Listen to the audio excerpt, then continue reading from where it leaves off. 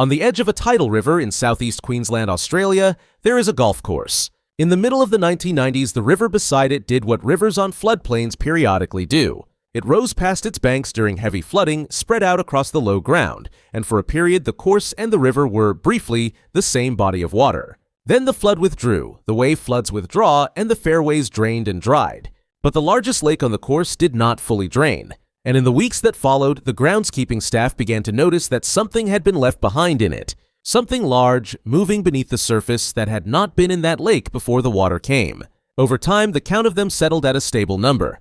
6. No agency introduced them. No one removed them. The observation was logged as a local curiosity, and for a while, nothing more. It would have meant almost nothing except that they did not leave and they did not die. Over the years that followed, the reports accumulated with a quiet consistency. Ground staff and players described a dark shape crossing the shallows near one of the holes at dusk.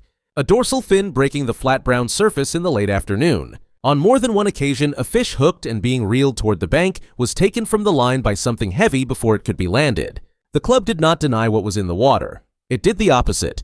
It named the lake after the animals, and for years it ran occasional competitions built around their presence, an acknowledgement cast as a novelty.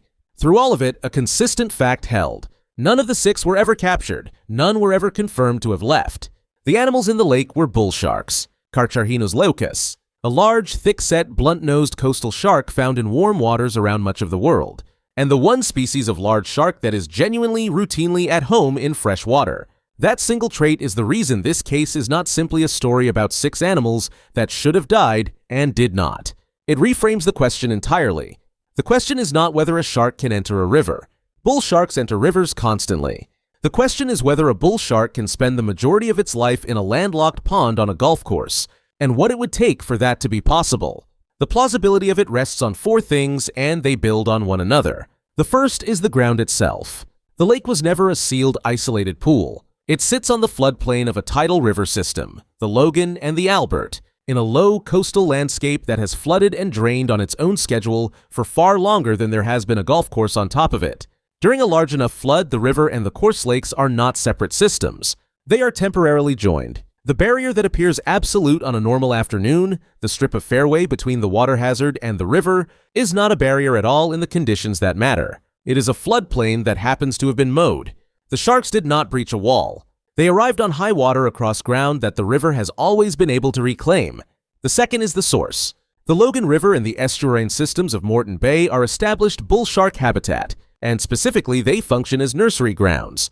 The shallow, brackish water where the species gives birth and where its young spend their early years before moving out to sea. That detail matters because the 6 sharks left in the lake were not full-grown adults that wandered in. They were juveniles, young bull sharks, exactly the age class that these estuaries are full of, swept out of their nursery by a flood and deposited in a lake as the water fell. The presence of young bull sharks in that river was not unusual.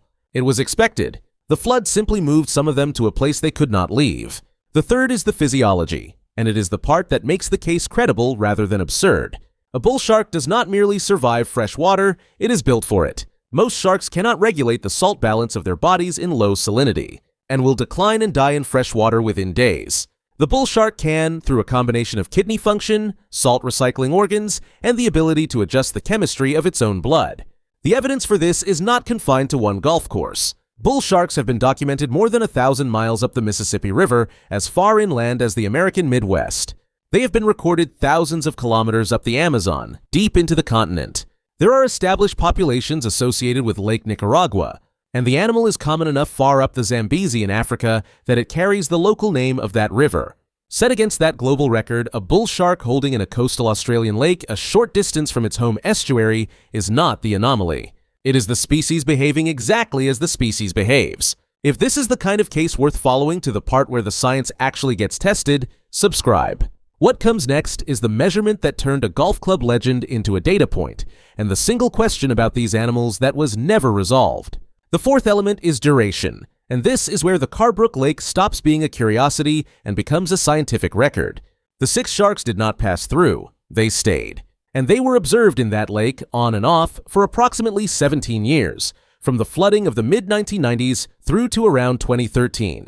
In that time, according to the researcher who later compiled the case, the marine biologist Peter Gausmann, the animals that had arrived as juveniles reached maturity. They grew up in the lake. That span is understood to be the longest continuous period a bull shark has ever been documented living in a low-salinity environment anywhere on record. The pond that should have been a slow death sentence instead became the site of the longest freshwater residency the species has ever been known to achieve. The barrier did not just fail to kill them, it housed them for the better part of 2 decades. For an animal most commonly associated with surf beaches and open coastline, 17 unbroken years in a golf pond is a startling figure, and it is the reason this particular lake ended up in the scientific literature at all, rather than remaining a piece of clubhouse folklore. The skeptic's natural objection at this point deserves a direct answer. It is that a legend like this grows in the telling. That 6 became a number. The club was happy to promote that a fin at dusk is easy to misread, and that the entire account is a marketing story wrapped around a handful of animals that quietly died one by one. That objection has real force and it should not be waved away, but it runs into the fact that this was not left as folklore. The case was examined and written up in the scientific literature specifically because it was unusual enough to matter, and the core of it, sharks present in that lake over that span, is treated as documented rather than merely claimed. There is, however, one part of the legend that has to be surrendered, and it should be surrendered plainly. It was often said that the sharks were breeding in the lake, that the population was sustaining itself, that new sharks were being born in a golf course water hazard. That was never confirmed. Bull sharks are not known to reproduce in this kind of isolated fresh water, and no birth, no pup, no new generation in the lake was ever actually documented. The 6 matured. There is no established evidence that they became more than 6 by any means other than the flood that delivered them. The most dramatic version of the story is the one part of it that does not hold. And then, at some point around 2013 and after, the sightings stopped. The animals that had been a fixture of the lake for 17 years were no longer being seen in it.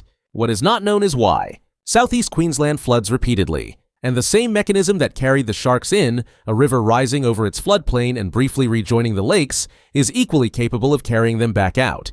It is possible that a later flood simply opened the door and the survivors returned to the river system they came from. It is also possible that, after roughly 2 decades and having reached the later part of a bull shark's natural lifespan, they died in the lake. Both explanations fit the evidence. Neither has been confirmed. What is documented is the arrival in the 17 years. What happened at the end is not. The science does not assert that there are sharks in that lake now. It asserts something narrower and, in its way, more durable. 6 juvenile bull sharks were left in a golf course lake by a flood, in a landscape that was a floodplain long before it was a fairway. They survived there longer than the species has ever been recorded surviving in such conditions, because tolerance of fresh water is not an accident in this animal, but a defining feature of it. They matured. They were watched for 17 years, and then the same flat brown water that had kept them gave no further account of them. The river beside that course has not stopped flooding. It rises over the low ground, joins the lakes, and withdraws again. The way it did in the 1990s, the way it has since long before anyone measured a fairway across it. What it leaves behind and what it takes back, it does not report.